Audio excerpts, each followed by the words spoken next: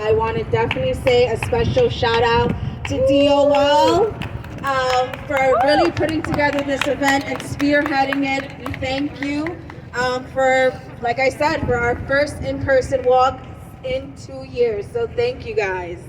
I also want to thank our community partners and our co-sponsors. Starting, I'll go around this way. We have Womankind over here. They're an amazing gender-based violence nonprofit that serves New York City. We have GGE, such an amazing radical Black feminist organization over here. Yes. We have Safe Horizon, who is the largest domestic violence nonprofit in New York City. There we go. We got the YWCA of Brooklyn, who has been a part of this walk since the very beginning.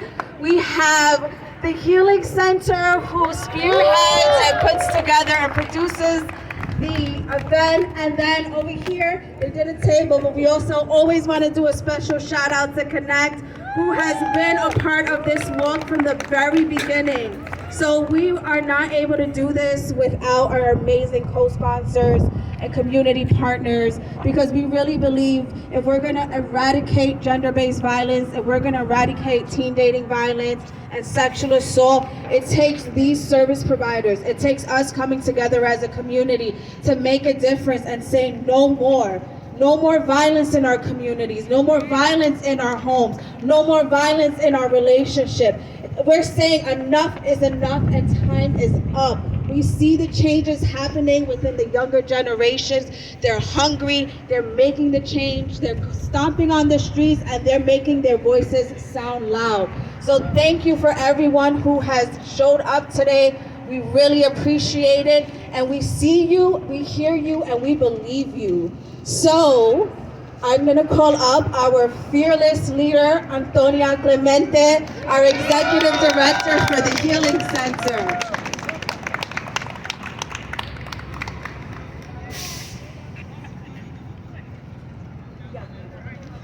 Buenos dias, good morning everyone, hello. We're really excited to be back after 2 years of COVID.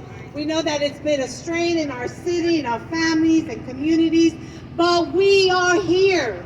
And we're really excited to continue raising our voices to eradicate teen dating violence. 1 in 3 youth, imagine 1 in 3 youth has been a victim of some form of violence. And we're here today to say no more.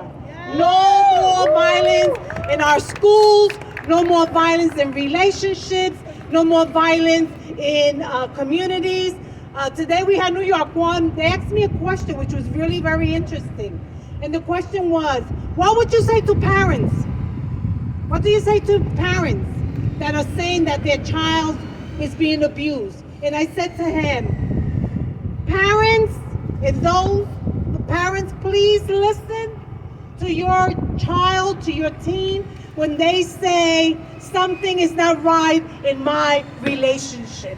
We need to listen, we need to believe, we need to provide the resources, we need to say, hey, what is happening is very, very real. So for our teens that are here today, thank you. Thank you for being here. Our partners, thank you for being here.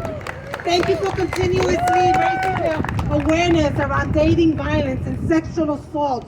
Something that we need to continue to talk about. Something that we need to raise more awareness. We need to continuously let family members know, let people know in the community, listen, teen dating violence, sexual assault among adolescents is still very real, and it can be stopped. I truly, truly believe in eradicating any form of violence. Nobody, nadie merece ser abusado. No one deserves to be abused in any way, shape, or form. Whether you're a child, whether you're a teen, whether you're a senior person, whether you're whoever you are, no one deserves to be abused at all. And today, that's what we're saying. No is no is no. No to sexual violence, no to teen dating violence. No means no. Enjoy the walk. Next year, I expect to see you with 10 people or 20 or 30. Thank you very much.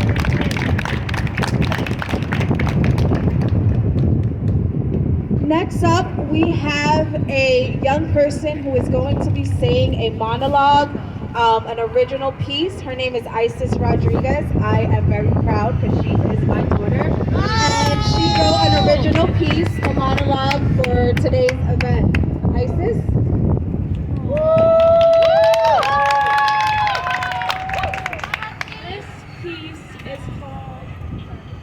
This piece is called I Thought This Was Love. I remember being a kid and wondering what it would be like when I was older, especially what love would feel. My father was a drunk who used to beat my mother. I remember being a little girl and seeing these romance movies and thinking, I want that. I want love. At a certain age, I realized, well, movies aren't real life. I met him. He was kind. He was a shoulder I could cry on when my father left. I opened up about everything to him, and I trusted him. I loved him. Then there was that day. The day one of my male classmates stopped me and asked me about the homework. One of his friends saw this. They told him. That was the first time he hit me, and said all the things my father used to say. He texted me later that night and said, I'm sorry, babe. I love you. I'm scared to lose you. Please don't leave me. And I listened. That's when he knew he had me wrapped around his finger. So he got more controlling. I would wear makeup. He would grab my face and wipe it off and say, who are you trying to impress? Who are you trying to be sexy for? You are mine and only mine. I would wear certain clothes. He would hit me. My friends would see the bruises and told me to leave. I wouldn't listen. I would say, you don't know him like I do. He loves me. Then they told my mom. At this point, she had left my father. My mother told me to leave him, that he wasn't good for me. And I would say, you shouldn't talk. My father was way worse. Or, Mom, you don't understand. I love him. He loves me. He is just protecting me.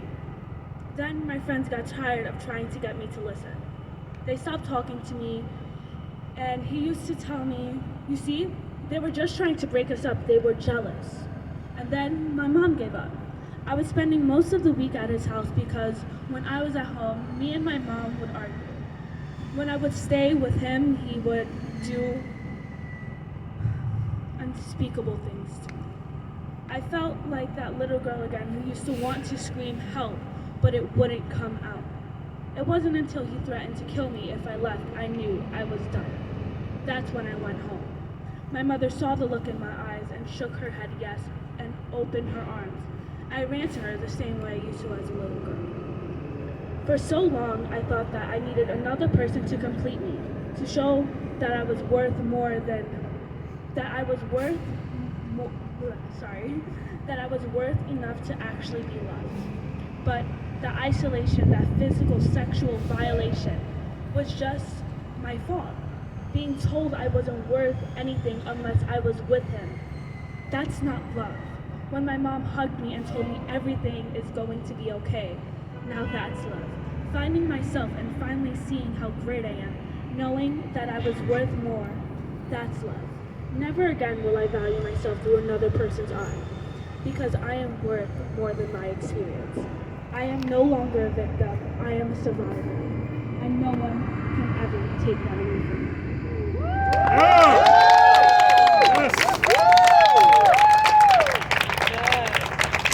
Thank you, Isis. So proud of her. Next up, we have our Pastor Paul, who is part of the board of the Healing Center, who would like to say a few words. Pastor. Preach, Pastor. Thank you very much. Thank you very much. The Healing Center has been a guest at our church for 14 years. It was an emotional time where Antonia and her Healing Center didn't have a place to go. And I said, come to us. Never charge them a penny. Right. We pay for all their utilities, expenses. They are here because we believe in what the Healing Center does. All right. And so the church for so long has looked the other way, pretended it didn't exist, never did anything about it, but we completely believe in the ministry of the Healing Center. Everybody is equal, everybody has to take care of one another, and we need to uplift one another. And so that's what we do. So it's actually an honor for me to be a part of this ministry. Antonia and her staff are absolutely wonderful, and we continue to support this for as long as I'm around. And so thank you very much for being here. It truly is an honor for me and my ministry. The most important thing I've done is brought the Healing Center to our church. So have a great day. Thank you, Pastor Paul, for those words. Next up, we have our Congresswoman Alexis Aviles, who is here to support our walk and to support the young people, who is going to say a few words to us, some words of inspiration.